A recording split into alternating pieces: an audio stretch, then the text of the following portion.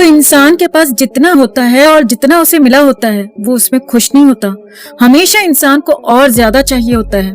आज हम एक ऐसी कलाकार के बारे में बात करेंगे जो 90 के दौर में फेमस कलाकारों में गिनी जाती थी और बॉलीवुड की ए ग्रेड एक्ट्रेस थी, लेकिन बहुत सारा पैसा कमाने की चाह में उसने देश छोड़ दिया और फिर भारत वापस नहीं आई।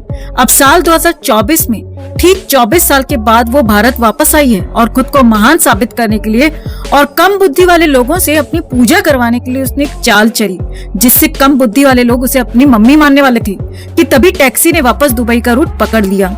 हम बात कर रहे हैं बॉलीवुड की फेमस एक्ट्रेस ममता कुलकर्णी की। ममता कुलकर्णी एक समय में बॉलीवुड की सबसे खूबसूरत एक्ट्रेस में से गिनी जाती थी और बॉलीवुड में काफी फिल्में कर रही थी, लेकिन 2000 आते आते इसकी फ्लॉप फिल्मों की लाइन लग गई। एक समय ऐसा आया जब ममता कुलकर्णी ने भारत छोड़ दिया और 2024 तक भारत वापस नहीं आई। ममता कुलकर्णी की लाइफ के बारे में बात करेंगे, लेकिन पहले जान लेते हैं कि ममता इस धरती पर कैसे और कहां पर प्रकट हुई थी। ममता कुलकर्णी का जन्म 20 अप्रैल 1972 को मुंबई के एक ब्राह्मण परिवार में हुआ था। वो कुल 3 बहनें थीं। ममता कुलकर्णी पढ़ाई में बचपन से ही सलमान खान जैसी थी, मतलब एकदम पिलपिली थी। पढ़ाई में इसका बिल्कुल भी आमिर खान नहीं लगता था, मतलब मन नहीं लगता था। ममता की माँ चाहती थी कि ये बड़ी होकर फिल्मों में एक्ट्रेस बने, क्योंकि खुद उसकी माँ भी जवानी में कभी अभिनेत्री बनना चाहती थी, लेकिन पति ने मना कर दिया था। माँ के कहने पर 10वीं क्लास में फेल होने के बाद इसने मॉडलिंग में ऑडिशन देने शुरू कर दिए। 15 साल की छोटी सी उम्र में ही ममता को मॉडलिंग का पहला असाइनमेंट मिला। मॉडलिंग से ही फिल्मों में ऑडिशन देने शुरू कर दिए और 1991 में उसे पहली तमिल फिल्म मिली जो फ्लॉप हो गई। हिंदी फिल्मों में ब्रेक मिला 1992 में। फिल्म का नाम था मेरा दिल तेरे लिए, लेकिन ये भी फ्लॉप हो गई। 1992 में ही ममता कुलकर्णी राजकुमार और नाना पाटेकर के साथ तिरंगा मूवी में दिखाई दी, जो उस साल की सबसे बड़ी सुपरहिट फिल्म थी, लेकिन इस फिल्म की सफलता का क्रेडिट नाना पाटेकर और राजकुमार को गया। इससे ममता कुलकर्णी बहुत ज्यादा चिढ़ गई। ममता ने कहा कि मैंने इस फिल्म के लिए बहुत मेहनत की थी, जबकि सच्चाई ये थी कि ममता ने इस फिल्म के लिए उतनी ही मेहनत की थी जितनी मेहनत आज के समय में अर्जुन कपूर अपनी फिल्मों के लिए करता है। हालांकि ममता की इसी साल एक और तेलुगु फिल्म आई थी, प्रेमा शिकारम, जो बहुत बड़ी सुपरहिट साबित हुई और उसने उस साल बॉक्स ऑफिस पर सारे रिकॉर्ड्स तोड़ दिए थे। इस फिल्म में ममता कुलकर्णी के लटके झटके लोगों को इतने पसंद आए कि लोगों ने साउथ के कुछ छपरी फैंस ने ममता कुलकर्णी के नाम का टैटू अपने हाथ, सीने और तीसरी टांग पर बनवाना शुरू कर दिया। साउथ के कुछ छपरी फैंस तो एक कदम आगे बढ़े और उन्होंने ममता कुलकर्णी का मंदिर तक बना दिया था। ममता कुलकर्णी का ये मंदिर हैदराबाद में है। अपनी इसी सफलता से और छपरी ठुल्लों की मूर्खता से ममता हवा में गोते लगाते हुए गाना गाने लगी। 1993 में ममता कुलकर्णी ने एक ऐसा काम किया जिससे बॉलीवुड में हर कोई ममता के नाम से वाकिफ हो गया। ममता ने एक सेमी न्यूड फोटोशूट कराया जिसमें वो अपने बर्तनों को हाथ और पैर से कवर किए हुए थी। सेमी न्यूड फोटोज बाजार में आते ही ममता की डिमांड इतनी बढ़ गई कि देश के बड़े बड़े नेता, बिजनेसमैन और फिल्म मेकर्स ममता के साथ वॉलीबॉल खेलने के लिए संपर्क करने लग गए। हालांकि ममता को इसके लिए बहुत गालियां भी पड़ी थी और इसके ऊपर कई केसेस भी दर्ज हुए थे, लेकिन इन सारे केसों से ममता पर कोई फर्क नहीं पड़ा, क्योंकि फोटोशूट के बाद इसके जो कॉन्टेक्ट बने वो केस खत्म करने के लिए काफी थे। कहा जाता है कि इस फोटोशूट के बाद ही अंडरवर्ल्ड के डॉन की नजर ममता के फ्लोर पर पड़ी। ये वो दौर था जब बॉलीवुड के कलाकार खुलेआम दुबई में डॉन की पार्टी में मुजरा करने जाते थे। वहीं पर ममता छोटा शकील के छोटू के संपर्क में आई। छोटा शकील के छोटू के बाद में छोटा राजन का भी नंबर आया। ड्रग तस्कर विकी गोस्वामी को तो बैटिंग करने का मौका बहुत बाद में मिला था, तब तक तो पिच के पर खच्चे उड़ चुके थे। इस फोटोशूट से अंडरवर्ल्ड का बिस्तर और उनकी मदद से ढेर सारी फिल्में मिली। ममता की जो फेमस फिल्में थी उनका नाम है वक्त हमारा है, आशिक आवारा, बेताज बादशाह, क्रांतिवीर, करण अर्जुन, बाजी, सबसे बड़ा खिलाड़ी, किस्मत और घातक। जी हाँ, घातक सनी देओल की फिल्म थी जिसमें ममता कुलकर्णी एक आइटम सॉन्ग में नजर आई थी। इस फिल्म में कास्ट करते समय राजकुमार संतोषी ने ममता के लिए एक फिल्म बनाने का वादा किया था। राजकुमार संतोषी ने ये फिल्म 1998 में बनाई और उसका नाम था चाइना गेट, जिसमें ममता कुलकर्णी लीड रोल में थी। लेकिन इस फिल्म के दौरान बहुत सारे विवाद हुए। राजकुमार संतोषी ने ममता पर आरोप लगाया कि वो शूट पर टाइम से नहीं आती थी, जिससे फिल्म का बजट बहुत ज्यादा बढ़ गया था और उन्हें काफी परेशानी का सामना करना पड़ा। इसके बाद ममता ने अंडरवर्ल्ड से धमकियां दिलवाई, जिसकी वजह से राजकुमार संतोषी चाहकर भी उसे फिल्म से नहीं निकाल पाए। इधर ममता कुलकर्णी का कहना था कि राजकुमार संतोषी ने इस फिल्म में काम करने के बदले कास्टिंग काउच के लिए बोला था। जब उसने मना किया तो उसे फिल्म से निकालने की धमकियां दी गई। लेकिन इस फिल्म के दौरान सबसे बड़ा विवाद तब हुआ जब इस फिल्म के एक्शन डायरेक्टर टीनू वर्मा की पत्नी ने ममता और टीनू के अफेयर की बात मीडिया में बताई।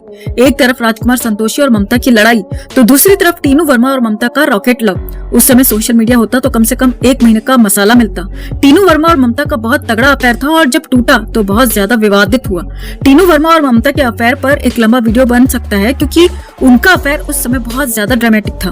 एक तरफ टीनू वर्मा की पत्नी ने ममता कुलकर्णी पर उसे पिटवा के आरोप लगाए तो दूसरी तरफ ममता और टीनू वर्मा की शादी की खबरें मीडिया में फैल गईं। ये वो दौर था जब ममता कुलकर्णी के साथ विवाद जुड़ते चले गए थे। ममता 1-2 महीने के बाद दुबई में घूमती हुई नजर आती है और दुबई उस समय गैंगस्टर और अंडरवर्ल्ड का ठिकाना हुआ करता था। कहा जाता है कि ममता अंडरवर्ल्ड डॉन से बॉलीवुड के फिल्म मेकर्स को धमकियां दिलवाती थी ताकि फिल्म मेकर्स उसे अपनी फिल्म में कास्ट कर ले और हर महीने दुबई जाकर अंडरवर्ल्ड डॉन का एहसान उतर कर आती थी। साल 1997 में ममता की 7 फिल्में रिलीज हुई और अफवाह ये भी थी कि ये 7 फिल्में उसे अंडरवर्ल्ड की मदद से मिली थी। ममता खूबसूरत तो थी और इसी वजह से private events, Bollywood parties, underworld don और बड़े बड़े बिजनेसमैन के साथ साथ नेताओं में भी ममता की डिमांड हर दिन बढ़ती चली जा रही थी। हर कोई डुबकी लगाने की जुगत में था और इसके लिए ममता को मुंह मांगी कीमत दी जाती थी। इस समय ममता के साथ एक ऐसा विवाद जुड़ गया जिसने पूरे देश की राजनीति में भूचाल ला दिया। दरअसल ममता कुलकर्णी ने रांची के एक नेता की प्राइवेट पार्टी में परफॉर्म किया। रांची उस समय बिहार का हिस्सा हुआ करता था, जो कि अब झारखंड में है।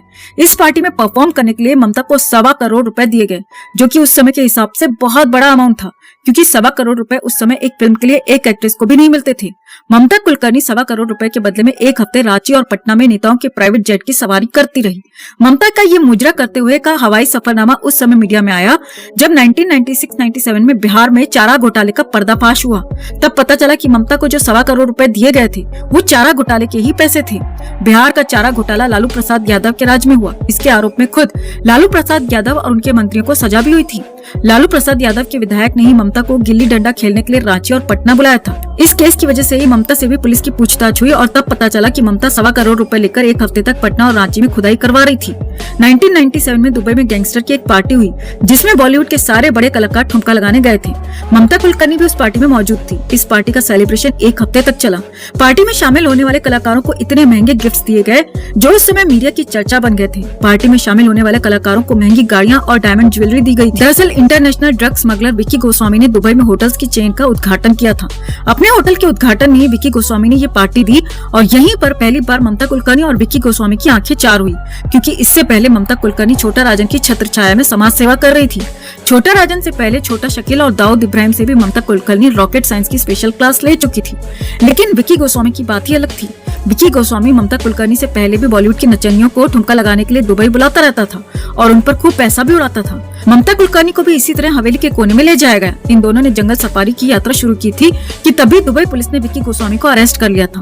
विक्की गोस्वामी को जेल से छुड़ाने के लिए ममता ने दिन रात एक कर दिए, अपना करियर तक दांव पर लगा दिया था। इसके बाद ये दोनों लिव इन में रहने लगे। उस समय तो विक्की बाहर आ गया था, लेकिन साल 2000-2001 में वो फिर से जेल चला गया। तो इसके ड्रग्स बिजनेस को ममता कुलकर्णी ने ही संभाला और अपना फिल्मी करियर पूरी तरह से खत्म कर दिया। 2001 के बाद ममता कुलकर्णी की जितनी भी फिल्में रिलीज हुई उन सभी की शूटिंग 2001 तक ही खत्म हो गई थी, क्योंकि ममता ने भारत पूरी तरह से छोड़ दिया था। कुछ फिल्मों की शूटिंग के लिए हफ्ते 10 दिन के लिए भारत आई और फिर वापस दुबई चली जाती। 2003 तक ममता की खबरें आई कि उसने विक्की गोस्वामी का ड्रग्स और होटल का बिजनेस संभाल रखा है, लेकिन 2003 से 2013 तक ये दोनों पूरी तरह से गायब हो गए। किसी को भी इनकी खबर नहीं हुई कि ये लोग कहाँ रहते हैं, क्या करते हैं, कहाँ जाते हैं। 2013 में ममता कुलकर्णी उस समय चर्चा में आई जब दुबई के एक अखबार में ममता के फोटो के साथ खबर छपी कि ममता ने दुबई जेल में बंद विक्की से शादी कर लिया और शादी के लिए अपना धर्म बदलकर अपना नाम रख लिया आयशा बेगम। आयशा बेगम बन गई ममता कुलकर्णी और विक्की ने अपना नाम रखा था यूसुफ अहमद। इन दोनों ने धर्म बदलकर निकाह इसलिए किया क्योंकि विक्की पहले से ही शादीशुदा था। साल 2013 में ममता कुलकर्णी ने धर्म बदलकर इस्लाम अपना लिया था और ये ममता से बन गई थी आयशा बेगम और आज की डेट में बनी हुई है हिंदू साध्वी। 2014 में विक्की जेल से छूटता है और दोनों दुबई से निकलकर केन्या पहुंच जाते हैं और वहां पर अपने ड्रग्स के धंधे को और बड़ा बना देते हैं। साल 2014 के दिसंबर में ममता और विक्की को केन्या पुलिस ड्रग्स तस्करी के आरोप में गिरफ्तार कर लेती है। इसके बाद 2015 की शुरुआत में ममता कुलकर्णी की कुछ फोटोज फिर से सोशल मीडिया पर वायरल होती हैं, जिसमें ममता एक हिंदू सन्यासिनी के रूप में दिखाई देती है। इसकी एक वीडियो वायरल हुई जिसमें ये खुद को सन्यासी और योगी बताती है। लेकिन साल 2016 में मुंबई पुलिस कुछ बड़े ड्रग्स डीलर्स को गिरफ्तार करती है। पुलिस को पूछताछ में पता चलता है कि ड्रग डीलर जो डील कर रहे थे वो डील 2000 करोड़ की डील थी। ये सारा ड्रग्स ममता कुलकर्णी और विक्की गोस्वामी का था और उन्हीं के कहने पर यह डील हो रही थी। पुलिस के अनुसार इसके बाद मुंबई पुलिस ममता कुलकर्णी और विक्की गोस्वामी के खिलाफ केस दर्ज करती है और दोनों को वांटेड घोषित कर देती है। मुंबई पुलिस कोर्ट में ममता को वांटेड दिखाकर उसकी प्रॉपर्टी को कब्जे करने के आदेश भी पारित करवा लेती है। मुंबई में ममता की और अहमदाबाद में विक्की गोस्वामी की प्रॉपर्टी को कब्जे कर लिया जाता है। इसके बावजूद भी ममता कुलकर्णी या विक्की गोस्वामी भारत नहीं आते। 2016 में केस दर्ज होने के बाद ममता ने वीडियो पोस्ट करते हुए कहा था कि ये एक दिन भारत वापस जरूर आएगी, और अब ममता भारत वापस आ चुकी है और इसने वही ट्रिक अपनाई है जो आजकल ज्यादातर गैंगस्टर या गुंडे भारत में गुंडागर्दी करने के लिए आजमा रहे हैं। ममता ने अपने आप को हिंदू साध्वी घोषित कर दिया है। ममता कुलकर्णी के 2016 के ड्रग केस को खत्म कर दिया गया है और मजे की बात यह है कि जिस केस में ममता कुलकर्णी की प्रॉपर्टी जब्त हुई, वो केस ममता कुलकर्णी के भारत आने से पहले बिना कोर्ट की सुनवाई में खत्म कर दिया गया था। ममता ने हाजिरी कोर्ट में नहीं लगाई, बल्कि उन लोगों की हवेली में लगाई जिन्होंने ये केस खत्म करवाया। और तो और ममता कुलकर्णी को उसकी जब्त की हुई प्रॉपर्टी भी वापस दी जा रही है। भारत वापस आने पर एनडीटीवी को दिए अपने इंटरव्यू में ममता कुलकर्णी ने कहा कि अब वो हिंदुओं की एकता के लिए काम करेगी और अब बॉलीवुड में वापस काम नहीं करेगी। ये बात तो हमने पहले ही बोल दी थी कि ये हिंदुओं को एक करने का ड्रामा करेगी और हिंदू साध्वी के वेश में अपनी टैक्सी नेताओं के घर में दौड़ा जाएगी। ममता कुलकर्णी के आने से पहले ही अगर 2000 करोड़ रुपए के ड्रग्स का मामला खत्म किया जा सकता है तो अंदाजा लगाना आसान है कि ममता कुलकर्णी की पहुंच कहां तक होगी। और हाँ, ममता ने महामानव की भी तारीफ की है। ममता ने कहा कि महामानव जी बहुत अच्छे काम कर रहे हैं और महामानव ने भारत को विश्व गुरु ही नहीं बल्कि मंगल ग्रह से भी आगे पहुंचा दिया है। अमेरिका छोड़ो, एलियन भी भारत से चिट रहे हैं कि भारत ने इतने कम समय में एलियंस की बराबरी की। तो जिस तरह से ममता कुलकर्णी महामानव का गुणगान कर रही है, उसी से ममता के भारत आने का रास्ता साफ हुआ है और ऐसे ही 2000 करोड़ के ड्रग्स का मामला भी खत्म हुआ है। बुधवार को ममता कुलकर्णी ने एक वीडियो पोस्ट करके बताया कि अब वो दुबई वापस जा रही है, जबकि वापस आते समय इसने कहा था कि ये कुंभ में स्नान करने के लिए आई है। अभी 4-5 दिन के बाद ही ये वापस दुबई चली गई। इसका मतलब ये यहाँ पर अपने ऊपर लगे केसों को खत्म करवाने और उनका एहसान उतारने आई थी। किस पार्टी के नेता मंत्री ममता कुलकर्णी के केसों को इतनी आसानी से बंद करवा सकते हैं? कौन जब्त की हुई प्रॉपर्टी को वापस दिलवा सकता है? ये बताने की जरूरत नहीं। केस खत्म करवाने के बदले ममता 5-6 दिन से उन्हीं लोगों की हवेली में कुएं की खुदाई करवा रही थी। 5-6 दिन में इसका कुआं तो खैर क्या ही खुदे, लेकिन केस रफा दफा हो गया।